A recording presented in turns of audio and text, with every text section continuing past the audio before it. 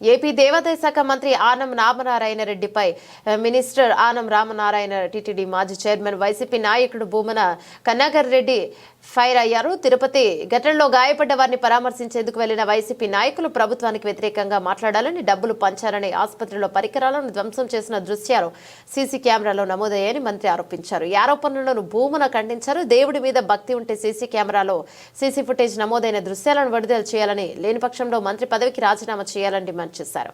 మంత్రి దిగజారి మాట్లాడుతున్నారని విమర్శించారు. వైకుంఠ ఏకాదశి సందర్భంగా తిరుమల శ్రీవారిని ఉత్తర ద్వారా గుండా దర్శించుకోవడానికి టీటీడీ తిరుపతిలో టికెట్ల జారీ కేంద్రాలను, టోకెన్ల జారీ కేంద్రాలను ప్రారంభించింది. ఈ సందర్భంగా పద్మావతి పార్కులో నెలకొల్పిన కేంద్రం వద్ద జరిగిన తొక్కిసలాటలో 6 చనిపోగా మరో 48 మంది గాయపడ్డారు. గాయపడ్డ వారిని రుయా స్విమ్స్ ఆసుపత్రిలో చేర్పించారు. ఆసుపత్రిలో చికిత్స పొందుతున్న క్షతగాత్రులను ముఖ్యమంత్రి చంద్రబాబు, డిప్యూటీ సీఎం, రాష్ట్ర మంత్రులు పరామర్శించారు. వైసీపీ అధ్యక్షుడు మాజీ సీఎం జగన్ కు పరామర్శించిన సమక్షంలో క్షతగాత్రులు వ్యతిరేకంగా మాట్లాడారని, ఇక కవర్లలో డబ్బులు పంచారని మంత్రి ఆనం ఆరోపించారు. క్షతగాత్రులను అవమానపరచటం, చనిపోయినటువంటి వాళ్ల కుటుంబీకులను అత్యంత నీచంగా భావించటం, ఇంతకంటే దారుణం మరొకటి లేదు. అలాగే మేము అక్కడికి వచ్చినప్పుడు జగన్మోహన్ రెడ్డి గారిని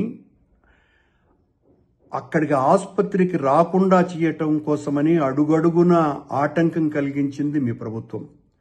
దారిలో ఒక మాజీ ముఖ్యమంత్రిని అడ్డుకోవటానికి ట్రాక్టర్లు అడ్డుపెట్టి ఇంత నీచంగా వ్యవహరించింది మీ ప్రభుత్వం. ఇంతకంటే దారుణం మరొకటి ఉన్నదా?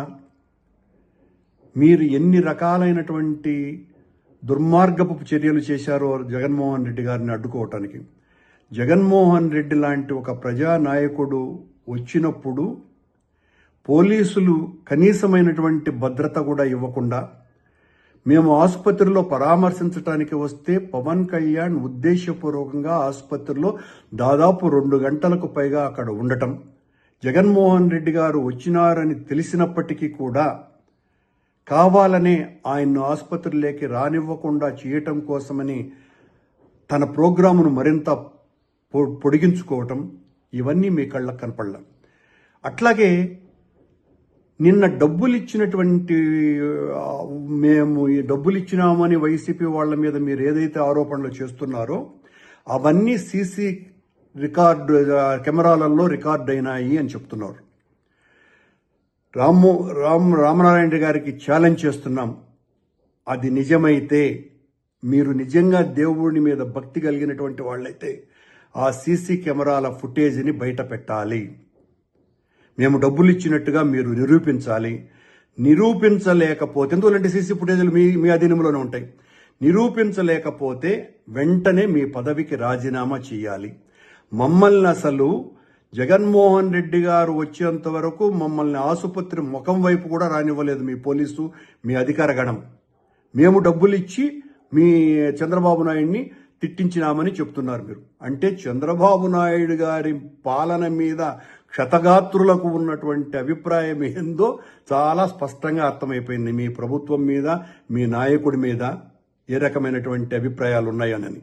దయచేసి వెంటనే మీరు సీసీ ఫుటేజీలని బయట పెట్టాలా, లేదా మీ పదవికి రాజీనామా చేయాలా. ఇంత నీచంగా వ్యవహరించినాను నేను, నా తప్పిదం ఇదేనని మీరు మీ పదవికి రాజీనామా చేయాలి. మీ చర్య ఎలా ఉన్నది అంటే, మీ పార్టీలో మీ పదవి దేవాదాయ శాఖ మంత్రి అయినప్పటికీ కూడా మిమ్మల్ని పట్టించుకునే వాళ్ళు ఎవరు లేరు కనుక, అదేదో సామెత ఉంది, తోలుగుడ్డు పెట్టే కోడికి ఎంత విలువ ఉందో నిజమైన గుడ్డు కాకుండా తోలుగుడ్డు పెట్టేటువంటి కోడికి, ఆ రకమైనటువంటి కోడిగా మీరు తెలుగుదేశం ప్రభుత్వంలో మంత్రిగా ఉన్నారు. తోలు గుడ్లు పెట్టేటువంటి కోడిగా మీరు ఆ సీసీ ఫుటేజ్ని వెంటనే ఈరోజే బయట పెట్టాలి. మేము డబ్బులు ఇచ్చినట్టు నిరూపించాలి, లేదా పదవికి రాజీనామా చేయాలి.